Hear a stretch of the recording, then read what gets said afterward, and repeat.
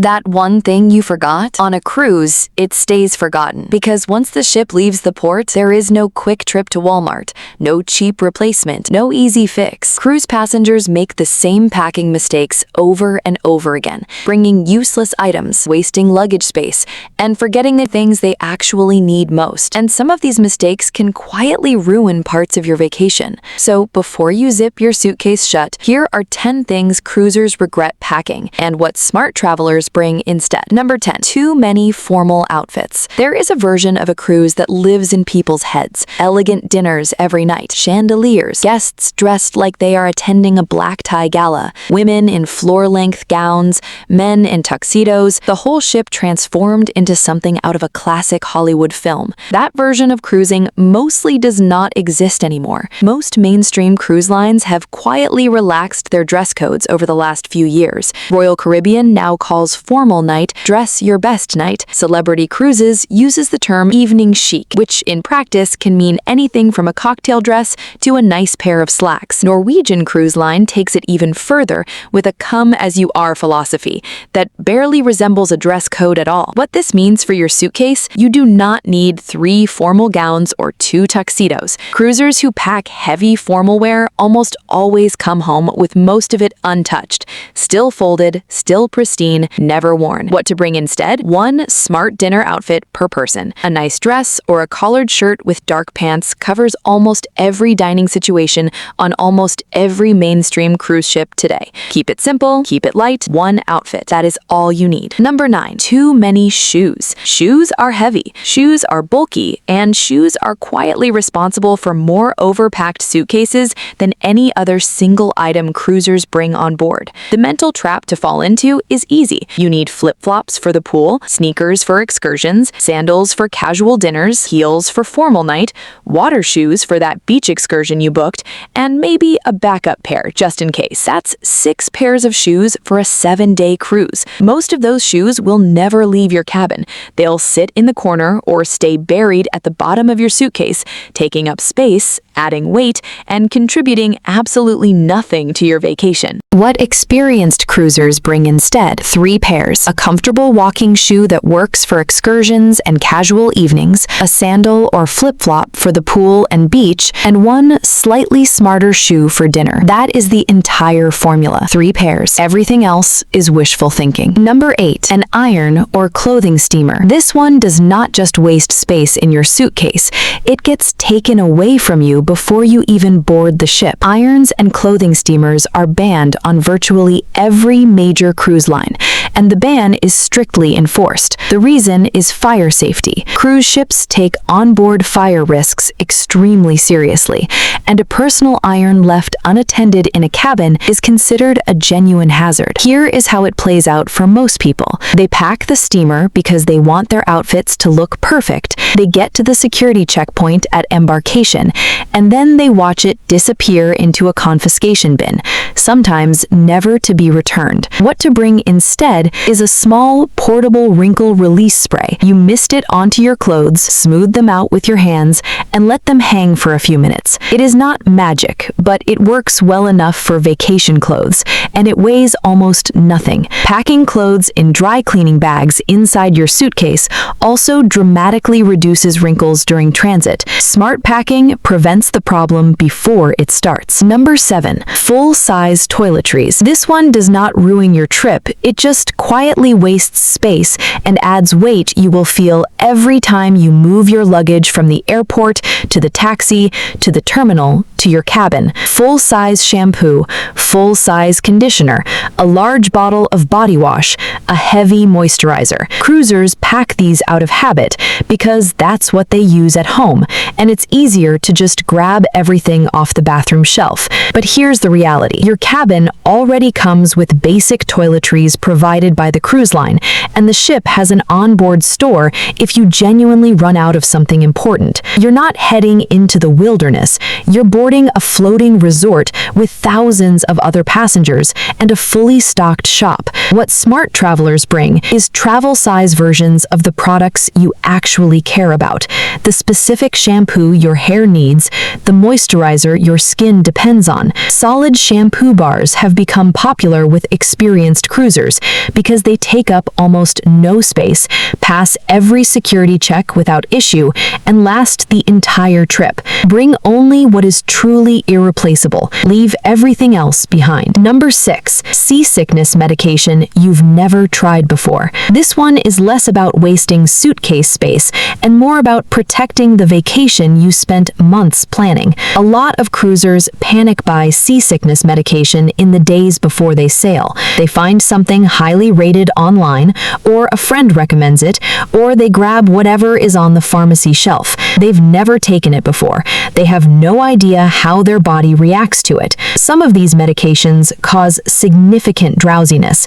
Some cause dry mouth or blurred vision. Some make it genuinely difficult to focus or stay present. And you're discovering all of this on the first full day of your cruise, the day you were supposed to be exploring the ship, relaxing on deck, finally unwinding. What smart cruisers do instead, test any new medication or remedy at home before the trip. Take it on a night when you have nothing important the following morning. If it makes you drowsy or causes side effects, you will know, and you still have time to switch. The scopolamine patch, non-drowsy boning, and ginger-based remedies each work differently for different people. Research your options, but test them first, every time. Number 5. Expensive jewelry and irreplaceable items. Cruise ships are safe. Cruise cabins have in-room safes, but things still go missing at the pool, at the beach, at dinner. And when they do, on a ship in the middle of the ocean, the chances of recovering them are close to zero. It happens more than people expect. An earring lost at the pool deck, a watch left on the edge of the bathroom sink, a ring set down during a port excursion and simply forgotten. These are not stories from careless travelers. They are stories from normal people having normal vacation moments. Moments where your attention is on the experience,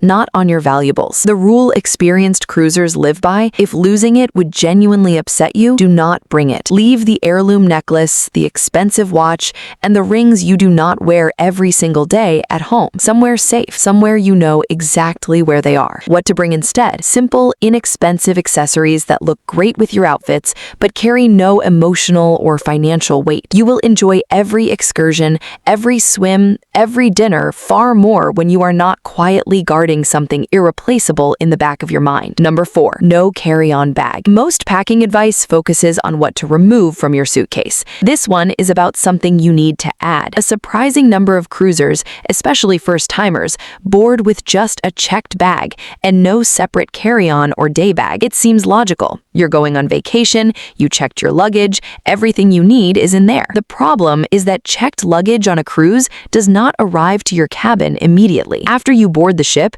your bag goes through a handling process that can take several hours, sometimes well into the evening of embarkation day. And during that time, you are on board a ship with nothing but what you are carrying. No medication, no clothes, no swimsuit for the pool that is right there and open, no sunscreen, no phone charger, nothing. What to bring instead? A small carry-on bag packed with your embarkation day essentials.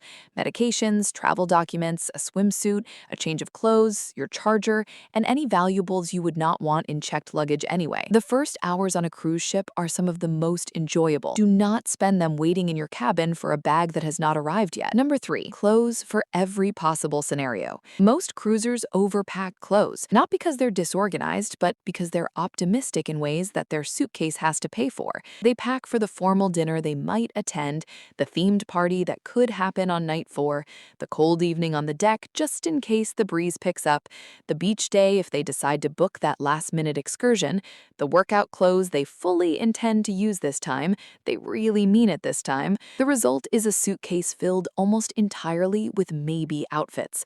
Clothes packed for scenarios that are possible, not planned. Versions of the vacation that live in the imagination, but not on the actual itinerary. Experienced cruisers have made this mistake. They know exactly how it ends. Half the suitcase comes home untouched. What smart travelers do instead? Pack based on your actual itinerary, not your ideal one.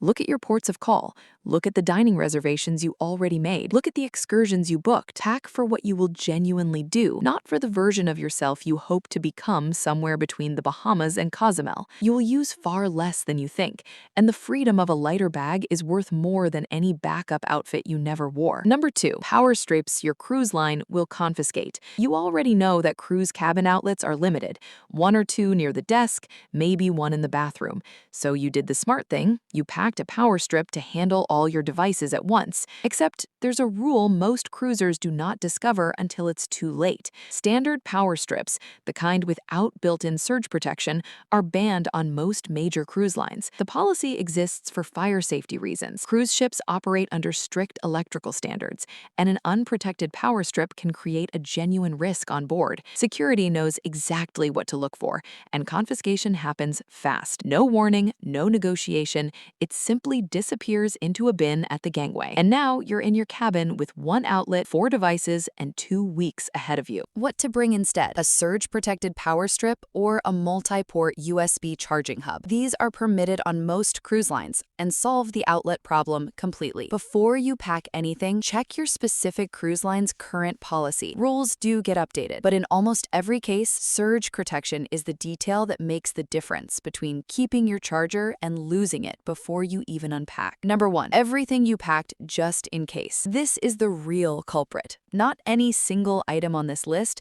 but the category of thinking that quietly fills half your suitcase before you even realize it is happening. A backup outfit just in case, an extra pair of shoes just in case, a full pharmacy of medications just in case, a rain jacket just in case, an umbrella for the ship just in case the air conditioning is strong, a second sweater just in case the first one is not enough. The just in case mindset feels responsible. It feels like preparation. But on a cruise, it is almost always unnecessary, and it costs you more than you realize. A cruise ship is not a remote expedition. It is one of the most well-supplied, well-staffed environments you will ever travel through. There is a pharmacy on board. There is a gift shop. There are ports of call with stores. There are other passengers who will lend you an umbrella. There is almost nothing you genuinely cannot find or solve if you actually need it. What experienced cruisers bring instead, a short, honest list of things they know, not hope, know they will use. Every single item in your suitcase should earn its place. If you cannot name the specific moment you will reach for something, leave it behind. Your future self, the one dragging luggage through a crowded terminal after a week at sea, sunburned and happy and ready to go home, will thank you. And that's your list. 10 things that fill up suitcases, slow you down, and quietly drain the joy from cruise vacations before they even begin, and the smarter alternatives that experienced cruisers swear by. If this helped you today, subscribe. New cruise tips every week, the kind that actually make a difference before you board. We'll see you on the next one.